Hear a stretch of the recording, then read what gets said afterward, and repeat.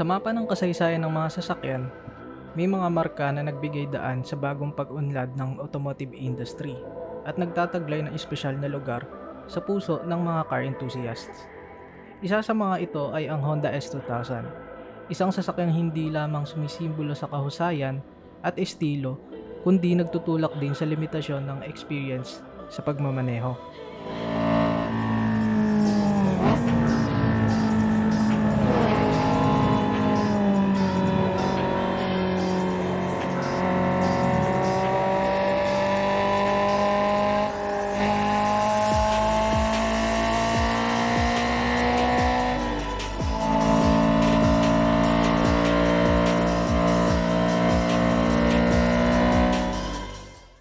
Nagsimula ang storya ng S2000 sa mga roadsters na ginawa ng Honda noong late 1950s to 1960s.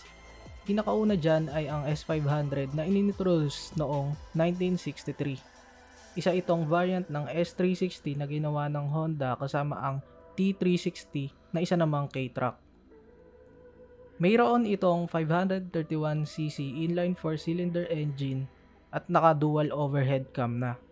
Dagdag pa dyan, 4 ang karburador kaya 1 carb per cylinder, which is very high-tech noong mga panahong iyon. 44 horsepower ang kaya nitong i-produce at 8,000 RPM. Hindi siya kalakasan pero magaan ang S500. Kaya ang resulta nito ay masaya at masarap itong imaneho. Nasakto din sa principle ng Honda sa paggawa ng mga ganitong sports car.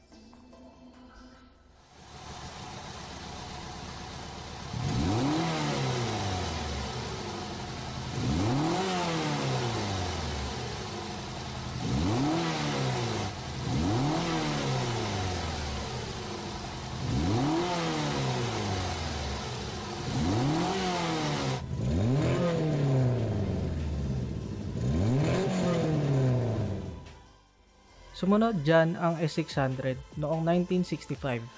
Pinalaki ang kanyang makina from 531cc to 606cc at kaya nitong gumawa ng 57 horsepower at 8,500 RPM. Ang S800 naman ang sumunod dito noong 1967 kung saan pinalaki ulit ang makina nito from 606cc to 791cc or rounded off as 800cc. Kaya nitong gumawa ng 70 horsepower at may redline na malapit sa 10,000 RPM. Ito ang pinakamalakas na roadster na ginawa ng Honda bago ang S2000 dahil kaya nitong umabot sa 160 km/h ngunit may konsumo lamang na 6.7 liter per 100 km. Fast forward to 1995. Sa Tokyo Motor Show, inilabas ang concept car ng S2000. At pinangalanan itong Honda Sport Study Model or Honda SSM. Ang SSM ang nagsisilbing design study para sa production version ng S2000. Ang specs ng concept car na ito ay meron itong Rigid X bone frame na nag-improve ng rigidity at safety. Isa itong front mid engine 2-liter na inline 5, aluminum body panel and 50-50 weight distribution.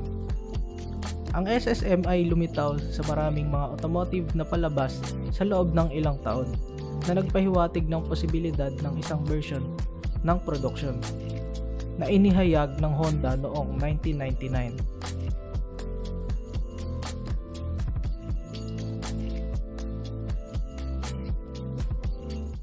At ito na nga, ang Honda S2000 ay isinilang noong taong 1999 bilang isang purong sports car.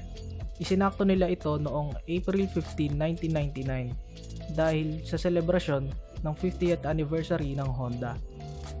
At talagang dinala ng S2000 ang tradisyon ng mga roadster na ginawa noon ng Honda, katulad ng S500, S600 at S800. Isang two-door roadster na kayang sumigaw ng malakas habang mabilis at eleganteng lumiliko sa mga kurbada. Ang Honda S2000 ay naglalaman ng isang malupet na makina na nagseset ng panibagong level sa usapang performance.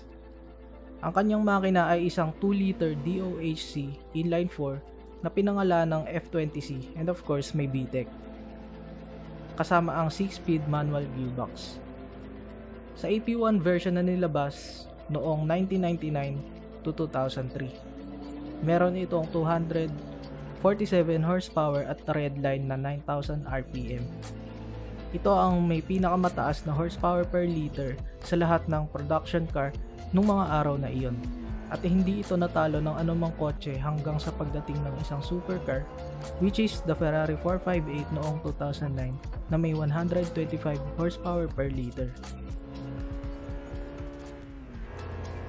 Ilan sa mga notable features sa S2000 ay ang independent double wishbone suspension, electrically assisted steering, and integrated roll hoops.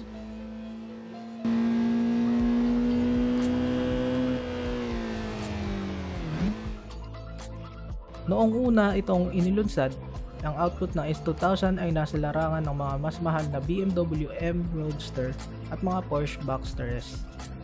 Ngunit ang S2000 ay hamak na mas magaan kaysa sa mga iyon dahil sa payat at matikas nitong katawan na hindi tataas ng 2,800 pounds o 1,260 kilograms. Sa AP2 version naman na nilabas noong 2004 to 2009, bilang facelift ng S2000, in-update ang makina nito from 2 liter to 2.2 liter na pinangalan ng F22C1 engine. Lumaki ang engine dahil tinaasan ang stroke nito upang tumaas din ng kaunti ang torque. Ngunit nabawasan ito ng kaunting horsepower at redline na naging 8,200 RPM na lamang na dating 9,000 RPM. Ngunit ayon sa mga driver, in-update sa AP2 ang suspension nito kung saan ginawang mas stiff ang mga springs kaysa sa AP1, kaya't mas better din ang handling at mas stable sa mga kurbada. Meron din ginawa ang Honda na S2000 na tinawag namang Club Racer or CR for short. Isa itong track-oriented na AP2 at mas mahal ito dahil itinatampok dito ang purpose-built na body kit na mayroong kasamang spoiler for better rear-end stability. May mas malawak na mga gulong para sa isang mas malaking contact patch for better grip o yung kapit ng gulong sa daan. Isa pa dyan ay ang bahagyang stiffer suspension at 99 pounds o 45 kilograms na mas magaan kaysa sa lightweight ng base model S2000. Ngunit walang ginawang Type R o kahit RS version man lang ang Honda na S2000, kaya't maituturing ang Club Racer na official top-of-the-line trim ng S2000.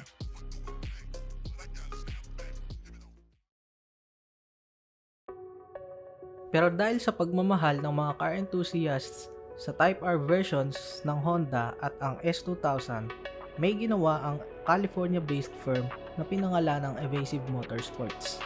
Ito ay ang S2000R at ito yung kotse na hindi kailanman ginawa ng Honda.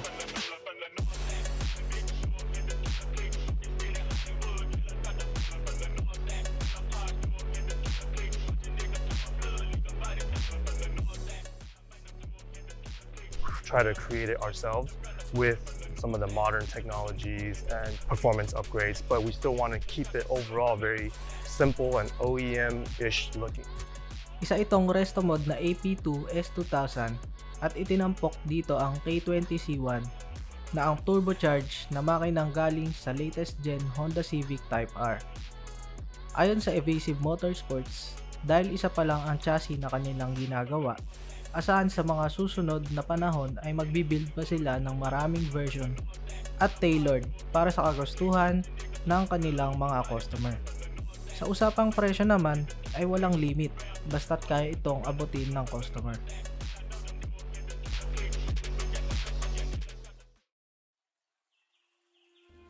Ano man ang version ng S2000, di mo ikakaila na ito ay isang desirable at talagang rare and unique na sasakyan. Ang pagmamaneho ng S2000 ay pasok sa pagnanais ng Honda na bigyan ng kalayaan ang mga driver upang tunay na maipahayag ang kanilang sarili at sabihin na nating artistic expression through driving.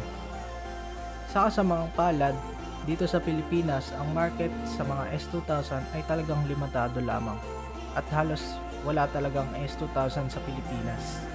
Hindi katulad ng mga Civic. Kahit masasabing mahal at rare ang kotseng ito. Kaunti lang talaga ang produce ng Honda sa mga kotseng ito. Sa US, ang bentahan nito kung i-convert sa peso ay aabot ng 1 million to 4 million o mas mataas pa ang presyohan, depende sa milyahe at kondisyon. Ang isang Club Racer version naman ay ang pinakamataas kong nakita na aabot sa 200,000 US dollars o 11.3 million pesos ayon sa website ng Motor One. At mayroon lamang itong 123 miles o halos 200 km na biyahe.